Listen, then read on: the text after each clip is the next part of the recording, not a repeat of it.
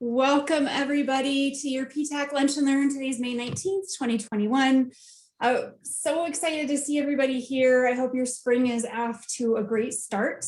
I think most of you know me, Janine Forsyth-Lefevre. I'm the PTAC program manager now. Since Andy Lewis has retired, we all miss her so much, but I can report, those of you who know Andy, that she's doing really well. She's enjoying all her time at her boarding stable with the horses now, but I know she misses her PTAC work just a little bit, just the tiniest bit. But we're really happy today to be joined by Kyle Stone, contracting officer's representative from Yellowstone National Park Service. Going to give us all kinds of insight in terms of working with the park.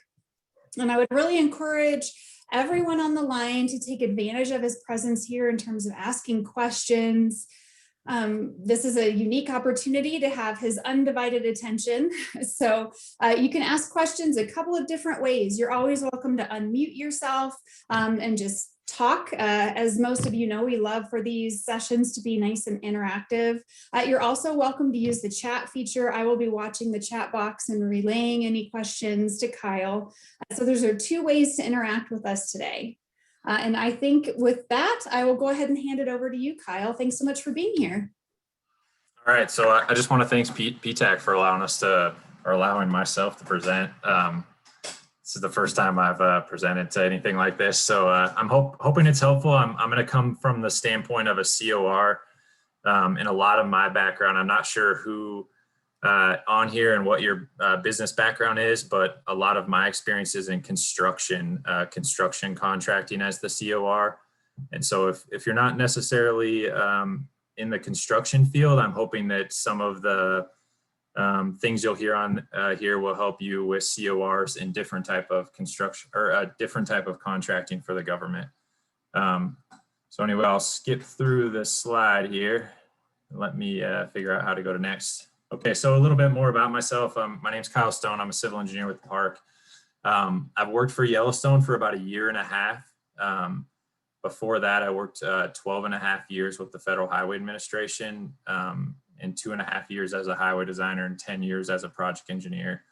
And a lot of my construction project engineer related work was in Yellowstone, but with a different federal agency. And then I always like to plug just a little bit. Before I got into the government sector, I was in the private sector, working on the contractor side of things in residential construction. So that's where I came up and then got into government work after college. Next slide. So these are some things that I'm going to cover today.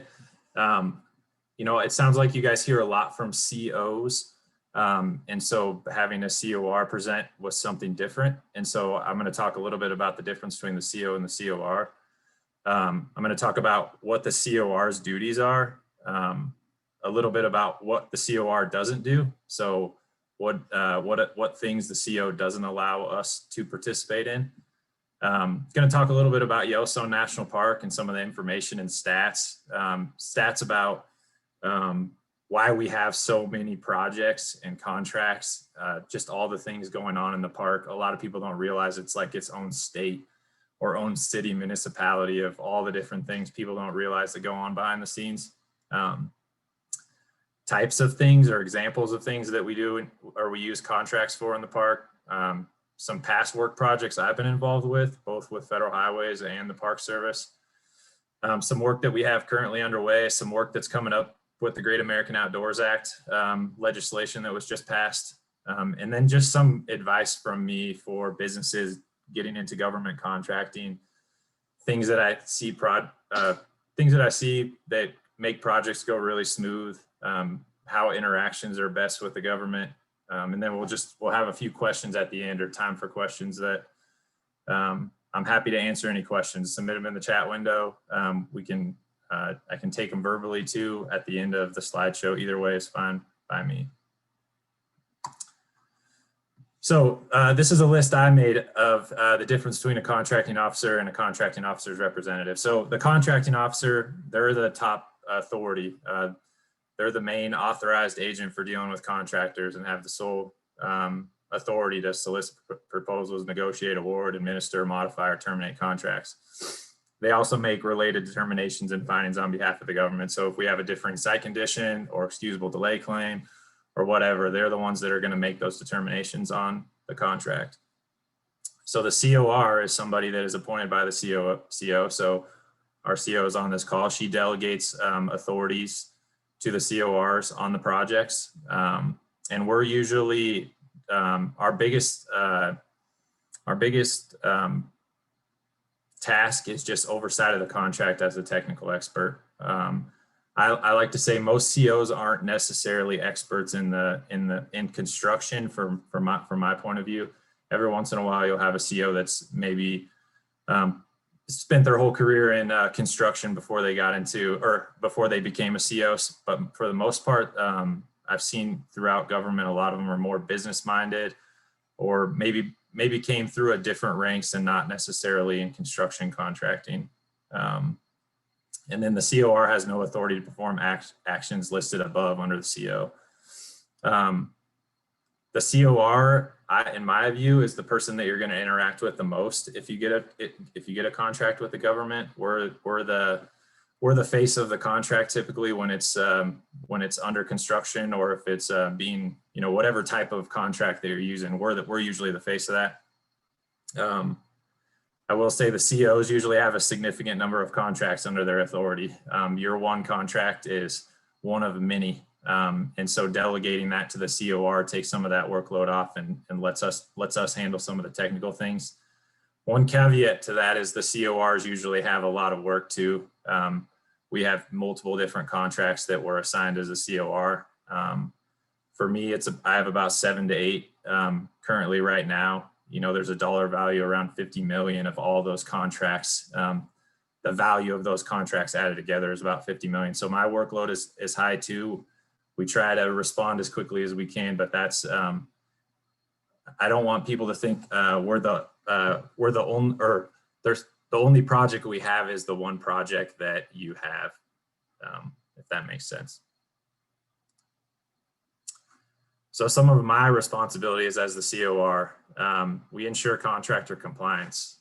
So when we issue a contract, there's certain specifications and things that need to be followed. And so these are some of the questions that is something that is in my mind as working as the COR. Are the materials proposed by the contractor contract compliant? So is the pipe that they're supposed to be installing under the road, is it the right metal gauge? Is it the right type of metal? Did it call out for metal and their contractors using concrete? So making sure the materials being proposed to use in the contract meet what was actually specified during the contract or in the contract. When you submit progress and invoicing, is what they're submitting reasonable based on the progression of work out in the field? Are they submitting for too much money? Are they submitting for more than what work has been completed? So that is something that we're reviewing as the COR and relaying that to the CO when we get to approval. If there's a discrepancy of that, we work with the contractor to get that revised. Is the work being completed based on the contract documents? So we got through the material phase of what they want to use, but when we're actually putting it in the field, are we meeting the contract requirements for what is defined in the contract? Is the contractor sticking to their schedule, or are they falling behind? So we're monitoring that as the COR, and we're letting the CO know if there's an issue. Is the contractor falling months behind? The CO needs to be aware of that. And we're the technical experts to review the construction schedule and be on top of that. And so that's something that we're looking at. Are environmental commitments being addressed? Is the work being completed in a safe manner? Are we trenching and we're putting people in unsafe conditions? Is the contractor following the OSHA regulations? Are payrolls meeting the applicable labor rates outlined in the contract? A lot of the times there's Davis-Bacon rates that apply to these contracts. And as the COR, we keep tabs on that. Are the rates meeting the federal regulations? We answer technical questions from the contractor. So the contractor comes to us with questions about, maybe there's a discrepancy or they don't quite understand the specifications. They're going to come to us for the technical questions. Another thing we do is maintain a government record. So we're going to be taking photos and doing inspection reports and correspondence and emails and whatnot. A lot of people get nervous when the cameras start showing up out on the field, but it's in both parties' interest. Photos tell a great story. The government isn't looking to take photos to pin you guys down or pin contractors down. It's really just so we can tell the story if we have to, and it'll honestly be a benefit to both parties if there is a dispute. So always smile for the camera. I know contractors can be a little bit camera shy sometimes. So I've said it before, we're communicating the project status with the CO, letting them know if there's any issues. We don't want a CO to be find out about something later when it was a big issue. So the COR is really the eyes and ears for the CO out in the field, and we're letting them know of any actions that might be required to address with the contractor that's outside of what we are delegated authority for. We complete interim and final evaluations for contractor performance. So we put those together. The stuff that goes on the contractor performance assessment system, our CPAR system, we usually put the draft together, and our CO provides concurrence of what we write up based on however the project's going. If there's issues, we're going to address them in the interim evaluations and let the contractor have a chance to correct it. But the COR does take the lead on performing those evaluations. And then we're monitoring the contractor's use of key personnel, staying on top of how they're utilizing their people. If there's issues with their personnel, if the management is not working right, we're monitoring that as well. And if there is an issue, we're notifying the CO. So with all the things that we do, these are the things that we do not. We don't change or modify any terms or conditions of the contract. So I can't go out there with, whatever contractor I'm working with and say that we're going to change something and have any authority to do that. That comes directly from the CO.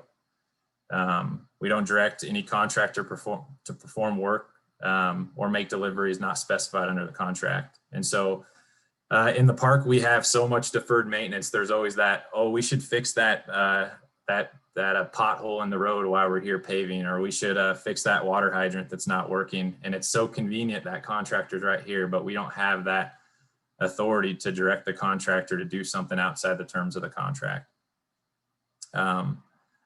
Direct the contractor to work before the award date.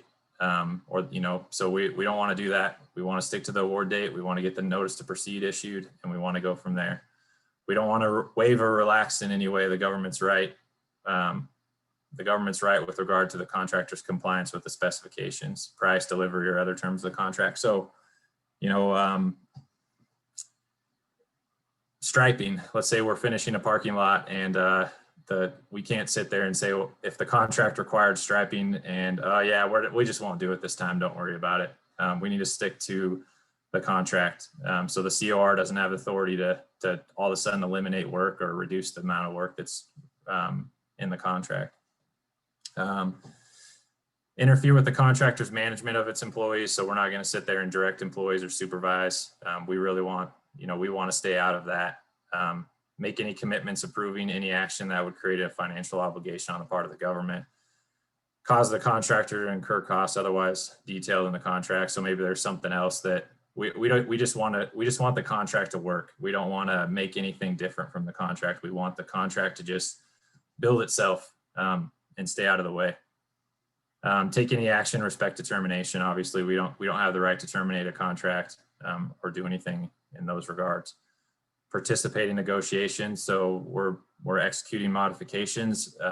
Anytime we negotiate those, we want to make sure the contracting officer is involved. We don't want to have a separate meeting with just the contractor and the COR. We want to bring the COs into that. And then I can't delegate my authority. So I can't take everything that the CO delegated to me and pass it off to the intern that's working in the office. All delegations need to come from the CO. All right, so that's a little bit about CORs and COs and the difference there. And I wanted to share a little bit about Yellowstone. I know everybody's from Wyoming, so you might know a lot, but I really wanted to focus in on all the things that are in Yellowstone that people don't see. But anyway, founded in March 1st, 1872. It's the world's first national park. It's 2.2 million acres or around that. We have approximately 4 million visitors a year. Some park staffing stats: we have 400 permanent employees, 350 seasonal employees, and then we have about 4,000 concessionaire employees that run our park lodges and marinas and stuff that we just don't have the staffing to be able to keep up with. And then as far as construction and how much we have in this park, we have 466 miles of a road to maintain, and 15 miles of boardwalks, and more than 1,500 buildings, 7+ large wastewater treatment plants, and several small, septic type facilities. We have multiple water plants that generate water within the park, drinkable, potable water. We have two marinas, and then we have several parking areas and trail systems. And so a lot of that goes unnoticed by the general public, but we really do have our own little city here in Yellowstone National Park. And with that comes a lot of contracting opportunities.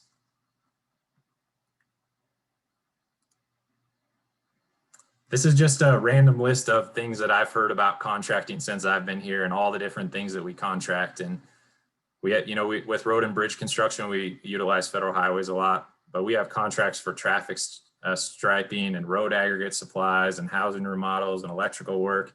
And it kind of goes on and on for all the different things that we contract here in the park, with multiple different contracting vehicles. So there's a lot of different things that, a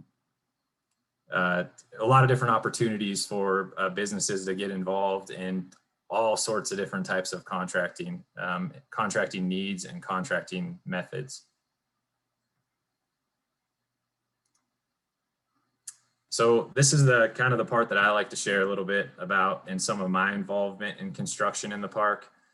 Some of this was with federal highways previously, but I want to show kind of a difference of, there's big projects, and then I've got an example of just a smaller project and a smaller contracting opportunity where, not every project fits every business. Some contractors want smaller projects, some are, geared more for bigger projects, but this is a little bit on our bigger side. And these are some overlooks and roadway projects that were built a couple years ago. And just kind of showing some pictures of that type of work, masonry head walls and saw cutting rocks, and overlooks over the Grand Canyon of Yellowstone. And so these are the more technical projects that we have. And here's some of the kind of the final photos of more of the heavy projects with boardwalks we have contracts to do all this. We have boardwalks and box culverts and masonry head walls, and the rehabilitation of kiosks and overlooks and stairs. So that's, a little bit bigger. Road work, rock blasting. Some stuff we're doing right now is replacing obsolete housing in the park, and updating. A whole bunch of different contracting opportunities here. We have concrete crews and modular contractors that are supplying modular units. We have plumbing subs and painting subs that are working under a prime. So this is something that's currently ongoing in our park that's a little bit different from the road and bridge work. With our housing project, we have utility work. So if contractors are into doing water services or sewer pipe services, this is just another piece and element. And I know that Tyler and Jeremy Ross that are on the call, they're involved in a lot of the utility work with this modular work, but all different types of things. This was a past project that just wrapped up where we did a roof extension project on our Old Faithful Visitor Center. So not road or modular housing, but this is a little bit of steel structure work, small project where we extend the roof structure to make a safer exit for visitors in the wintertime when snow slides off the roof. But again, just another example of work that we have here in the park. And then this is one that we just established, but it's an electrical service contract, IDIQ, where we have a contractor come in and help us with our electrical needs in the park. We only have a few electricians, so we've set up a contract to provide electrical services. So putting on meter sockets or wiring plugs or whatever our needs are, we tap into this electrical services, this contract. And I believe this is a small business that is, or one of the holders of this is a small business out of Wyoming. Some future work coming up. So the Great American Outdoors Act, these are some of our big heavy lift projects. Obviously we have a lot of small stuff that's in the park. But as far as construction goes, this is what we're going to have for the next couple of years. We have some Great American Outdoors stuff starting this year, and these are some of the projects that we have on the horizon as far as heavy civil construction.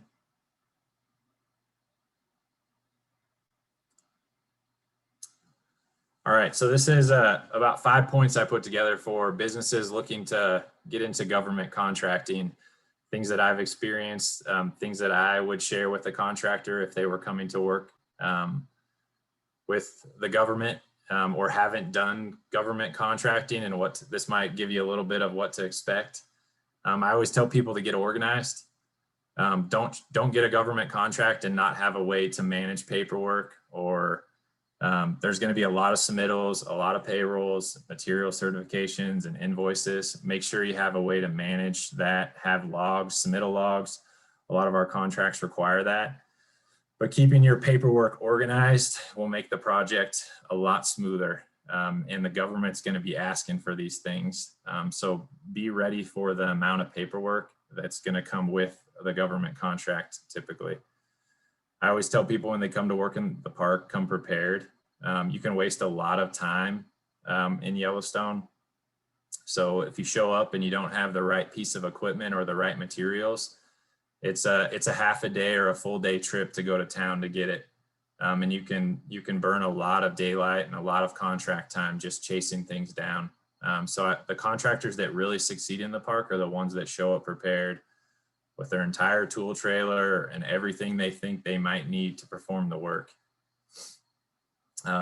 Put together a well thought out construction schedule that is reasonable and stick to it. There's nothing wrong with falling behind. Obviously everybody wants to stay on schedule, but things happen and you fall behind. The contractors that I feel that really succeed are the ones that can make adjustments and get back on schedule. They all of a sudden they add Saturday and Sunday work, or they bring in another crew to try to ramp up production and get back on schedule.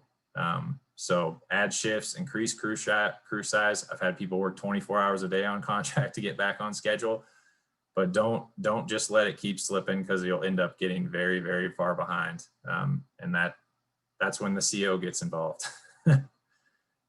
Establish a good working relationship with the COR and CO. I think people that when we have good, honest communication, it can go a long ways. Build that working relationship up. It's easier to solve problems. You understand where people come from, and where they're going to hold the line, or what's the give and take when you're working with the COR. And so just establishing that good working relationship, I feel it just helps a lot. And then the one other thing is, issues are going to arise in your contracts. Just try to be a part of the solution, and not just bring issues. Obviously, there's some that are outside of your control, and you may not have the answer. But if you can bring a solution to the problem to the COR, it'll help with that working relationship, and it'll also streamline things for a quicker answer. The government considers you as the contractor, or you as the person that the government hired to do the contract, as the expert in that field or that industry. You guys, this is what you do. This is how you earn a living. So, your advice or your solution would go a long ways in getting the problem solved quicker. And I think that's it. And I'll leave it with that question, the question slide. And this picture always leaves me with a lot of questions. So that's all I had to share. I hope that was helpful. I'm happy to take any questions. Thank you so much. Is this a picture of the folks that thought the baby was abandoned and put it in the back of the car? And yeah, it was a couple years ago. They thought it was shivering, and cold, and so they wanted to warm it up and they put it in the back of their rental vehicle from a couple of years ago. We see it all. You do. It's really true. All right. While we're waiting on some questions, you all can feel free to use the chat. You can simply unmute. I have a couple, Kyle, if you're willing to take a couple questions for me. And, Sure. And these are questions I get asked often. One question I get an awful lot is, what is the best way for a contractor or potential contractor to connect with COs, CORs in the park? What's the best way to establish that relationship?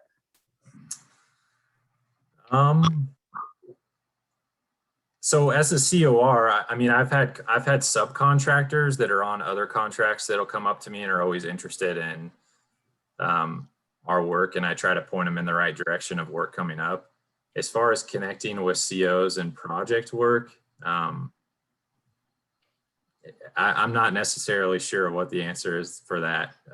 You know, monitoring, I'm trying to remember where all the projects are posted for us, but keeping in the loop of projects and upcoming work, and trying to be informed that way. And, you know, a lot of the times you can reach out to the COs and ask questions when they're in solicitation.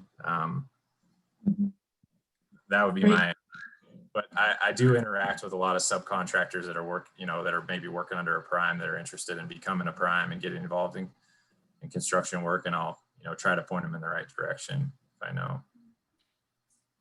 Great. Yeah, that's one question we get a lot is how do we connect with folks initially? And I know a lot of folks, when Andrea says attend PTAC event, thank you. I did not pay her to say that. I just want everyone to know that was all her. Yes, attend our events. That's great. I know another question folks get for things that are, underneath that micro purchase threshold or stuff that's under 25,000. How do potential contractors find out about those opportunities? Do you have any insight on that? Andrea might. So it kind of relates back to the previous question and attending PTAC events and small business outreach events. We try to go to those and attend. Eric Weissman's also on the call. He's our small business specialist. So we share those contacts when we attend events. You can always send capability statements to COs. They share them in the office. And so if it's not something that's posted to Beta SAM, we will use the dynamic small business search to search the local surrounding communities, and then the rosters and information that we've received from outreach events and just people sending capability statements, and we can do oral quotes and usually also email out RFQs as well. Great, that's really helpful. I'll open up the floor here. I mean, I could keep asking questions, but I'll see if anybody else has one to ask. You can just unmute or you can type it in the chat. Hey, Kyle, it's Deb Ferris. I have a question for you. So if a small business is on site working and there is a true, and I'm emphasizing true, change of condition, what do they start with the core? Yeah, I mean, they should, bringing those things up to the core right away is important, but also making sure you submit it in a timely fashion. So if there is really a change in condition, don't just sit on it and not let the government know. I think it's good to be transparent and bring those out. I think there's actually, there's a time frame for those types of things to be submitted. And so if there is a changing condition and a true changing condition, and I appreciate you emphasizing that, bring it up to the core and then get it submitted in writing to the CO, and do it right away. There's no reason to keep it, to hide it or to keep it from anybody. Let's bring it out in the open. Let's get it resolved. And then I have one other question or maybe comment. So I've seen it happen before where a small business is working a job and they think that they're doing the government a favor and they do some work that's outside the scope. What would your advice be to them on that? So you're saying they just decided to do it without anything from the COR or CO? Yep.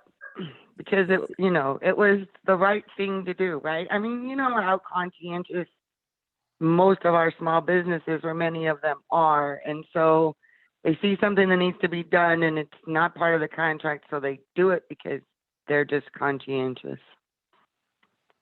Yeah, I would say, thank you. Those things don't go unnoticed, but by no means, at least they don't go unnoticed to me, but by no means are they, something that's required, or, but I don't know. It's kind of a touchy subject. Obviously we got to stick within the bounds of the contract, but I do think that those types of things, like I'll give an example. Like we get done with a project and the parking lot needs to be swept off, and it's like it maybe wasn't something as part of the project, but they've got their broom there anyway, and so they're sweeping it up and cleaning it up. Those types of things don't go unnoticed to me. I really appreciate it. It's a good way to build a relationship, I think. As we look for doing future work in the park, it gives us a comfort level of the contractor that we're going to have on site. We know that they value our park as much as we do. And so I think it's more of a relationship building thing, more so than, any tie to a contract. But I will say, be very careful with those things. Sometimes those deeds that people do, or they feel like they want to do it, can sometimes bring other problems. Where I don't know, there's so much deferred maintenance in the project or in the park. Sometimes it can just create more work when you try to fix one little thing. All of a sudden it turns into multiple things. So I guess just thank you. Thank you. All right, any other questions for Kyle? Does anyone on the call have experience working in the park? Want to add anything? Anything from the contractor's perspective? Hey, Kyle, Jeremy Ross. Hey, what are the challenges of working in the park as far as living, in other words, housing for contractors? Yeah, so you guys kind of know it firsthand. Housing is a very limited. There's a very limited amount of housing in the park right now. It's one of the reasons why we have this housing initiative going on, not only to replace our obsolete housing, but to expand housing. A lot of the times construction contracts or other contracts in the park, we just don't have housing to provide. Or if we do, it's usually camper spots where a contractor can bring in trailers. So yeah, Yellowstone has a very unique issue. If we don't have housing, then you're up against trying to find and acquire housing outside of the park. And, all of our gateway communities are tourist destinations, and, at $300 or $350 a night, sometimes it can't be feasible for a contractor to stay there. So yeah, it's a challenge for everybody doing business in the park.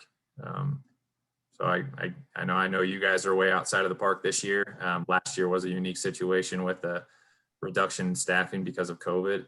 So we were able to provide more housing, but for the most part, traditionally housing is a rare commodity for contracts. Usually we put that in the contract that it's going to have to be supplied by the contractor or found by the contractor. And we know that increases our costs. Thanks. Yeah. Hi, Kyle. It's Tyler Ross, JTR Excavation. Real quickly, I know that site conditions throughout the park can change quite a bit. Old Faithful versus Mammoth. Can you talk about some of the differences in the different locations in the park? Yeah. So in my experience in Yellowstone, Yellowstone has quite the geological changes from one area to the park. We have thermal features. You never know what you're going to encounter in Yellowstone. For Old Faithful, we're dealing with sandy soils, and in Mammoth, we're dealing with silty and rocky soils. And in some parts of the parts of the park, it's like almost just bedrock. So the park is very different. I would say we're very heavy with silty soils and silty conditions, but we do have so many different thermal features that have altered soils, and we have thermally altered soils, and we have, we have vents. I was one of the craziest changing conditions I've had in my career is the Iso Lake Bridge on top of the Continental Divide. Driving piles, and none of the geotechnical reports showed any sort of heat or anything up in that area. And one of our bridge piles drilled into a vent, and when we drilled it, we had heat coming out of the top of the pile, and nobody expected that up on top of the Continental Divide. And so, we understand it's Yellowstone. We understand, it's a unique situation. We hope our geotechnical work flushes a lot of that out, but we also know where we're working at.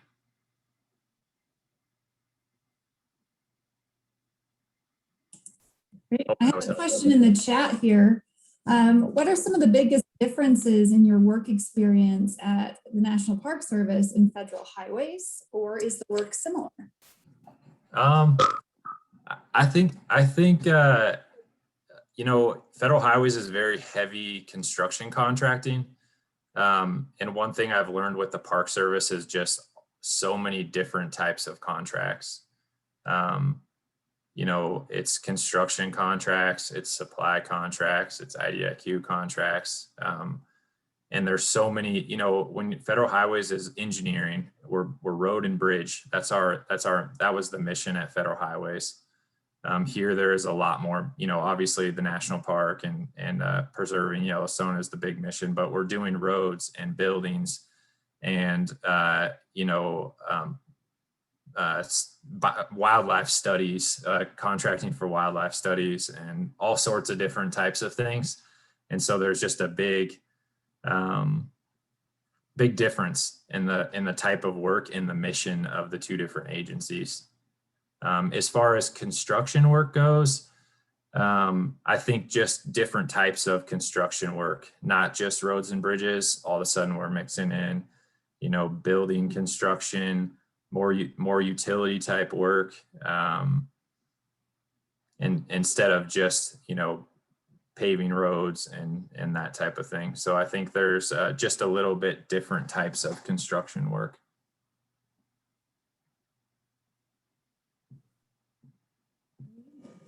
Hey, thank you so much. Yeah. And I saw that Andrea put her email as well as Eric Wiseman's email in the chat for anybody who wants to send a capability statement along, which is a good idea. And if you don't know what we're talking about when we say capability statement, make an appointment with me. Talk about it. And I'll put my contact information in the chat as well for those of you who don't have it.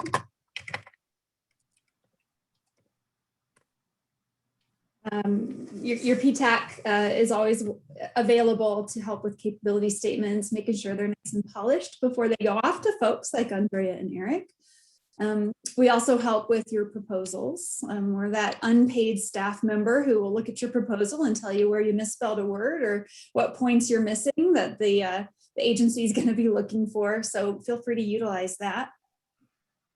Last call, I think, for questions, comments, anything else for Kyle? The one other thing I'll share, it just as some advice, and when I've seen issues, is you want to get into government contracting. A lot of people will just make sure you're not overstretching yourself. Bid on work that you're an expert in, or that sometimes you'll see a contractor that, maybe is an expert in utility work, but they'll bid on HVAC work, that they're a construction contractor and they bid on something that maybe they don't know much about as a prime, but they think that they're going to maybe sub it out, and they just get into a weird, I don't know. I've seen a lot of issues with that, where they just maybe get involved in something that is not necessarily their technical expertise. So that would just be another word of advice. That's really good advice. I would agree with that. I've seen that in my time with the PTAC as well. Folks having a tendency to want to be Jacks or Jills of all trades, when really they just need to focus on one and be really, really, really great at that thing, right? Yeah. Start there and expand your knowledge from there. Maybe the project is utility work and it has a one element of HVAC where you can build up, a subcontract with an HVAC, but it's not like the entire, heavy lift of the project is HVAC, and they're not really necessarily an HVAC contractor. And it just, anyway. Yeah, that's good. And I actually do have one more quick question, and maybe maybe you don't. Does the national park put out many sources sought for potential suppliers to reply to? I know we have. Andrea might be able to talk a little more on that. Yes, we do. Of course, not for everything, but when we're going to go in to establish the larger contracts, we will put out a sources sought. So we do establish some MATOCs, which are multiple award task order contracts, to handle some of our construction work. And then we have a SABRE, which is a single award, simplified acquisition basic engineering requirements contract. And so when we're establishing those, you'll definitely see sources sought for things like that. And sometimes when we just don't know what the marketplace is going to be, we'll go ahead and put those out as well. Great. And that's another thing. If you're not sure what we mean by sources sought, give me a call and we'll talk about it. It's something I'm typically asking folks to keep in mind, that replying to a sources sought can be a good way to contracts down the line. So that's one thing we always like to ask our contracting officers and representatives when they come on, is about sources sought.